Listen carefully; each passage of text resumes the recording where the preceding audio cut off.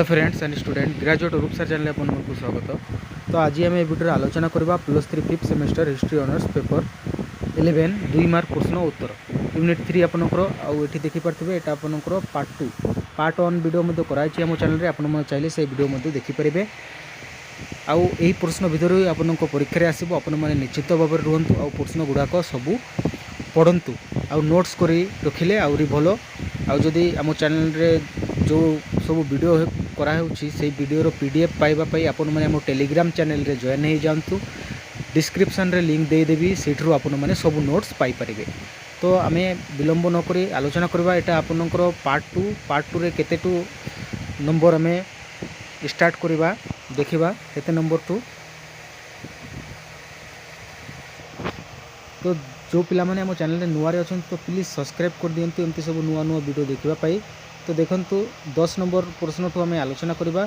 10 number प्रश्न कौन दिखाई वियेना कांग्रेस रे अनुसृत पुनर्गठन व्यवस्था इंग्लैंड किपरि लाभान्वित होता। उत्तर नेपोलियन को पतन पाई इंग्लैंडर आर्थिक सहायता प्रमुख भूमिका ग्रहण करथिला। तेणु तार प्रतिनिधि वर्ग अनुरोध क्रमे वियेना सम्मिलन में इंग्लैंडर समस्त औपनिवेशिक और वाणिज्यिक स्वार्थ को सुरक्षित करा जायथिला। इंग्लैंड मालवा हेलिगोलैंड आयोनीय द्वीपपुंज उत्तमाशा अंतरीप Sri Lanka Mauritius Saint Lucia Tobago और त्रिनिदाद आदि अंचल पाइथिला। 11 नंबर प्रश्न देखा वियेना कांग्रेस पुनर्गठन व्यवस्था रे प्रुसिया किपरि शक्तिशाली राष्ट्र रूपे परिणत होइथिला।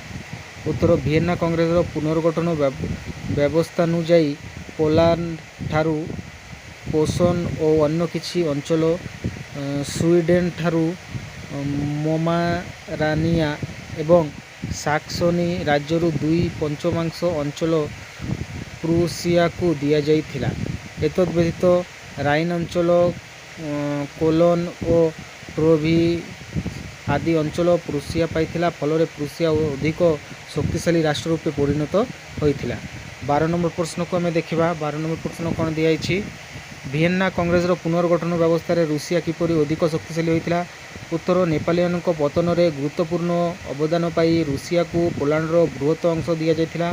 केवल सेतिकी नुहे स्वीडेन ठारू फिनलैंड और तुर्की ठारू बेसाराब्य पाई रूसिया अधिक शक्तिशाली होइथिला। 13 नंबर प्रश्न फ्रांस रे जुलाई विप्लव केबे संगठित होइथिला। एही विप्लव समय रे फ्रांस रे केउ राजवंश शासन करुथिला। उत्तर 1830 ख्रीष्टाब्द रे जुलाई विप्लव संगठित होइथिला। एही विप्लव समय रे फ्रांस रे बुरुबोन राजवंश शासन करुथिला। 14 नंबर प्रश्न फ्रांस रो राजा 10म चार्ल्स को विरोध रे काहेकि विप्लव देखा जाइथिला। उत्तर सम्राट अष्टादश लुई परे तांको भ्राता 10म चार्ल्स फ्रांस सिंहासन रे अधिष्ठित होइथिले। प्राग वैबल्विक अवस्था पुनः प्रतिष्ठा करी धर्मजाजक और सामंत संप्रदाय को सेमानंको स्वतंत्र सुविधा और सुजोग प्रत्यापन करने 10म चार्ल्स प्रधान उद्देश्य थिला। तांकर प्रतिक्रियाशील नीति फ्रांस रे 1830 रो जुलाई विप्लव पाई क्षेत्र प्रस्तुत करिथिला।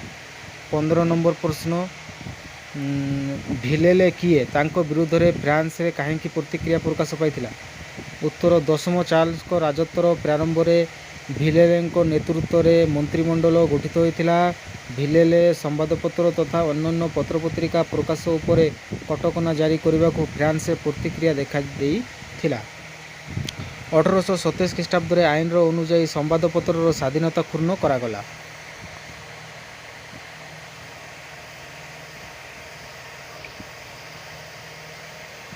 सोलह नंबर प्रश्न देखिबा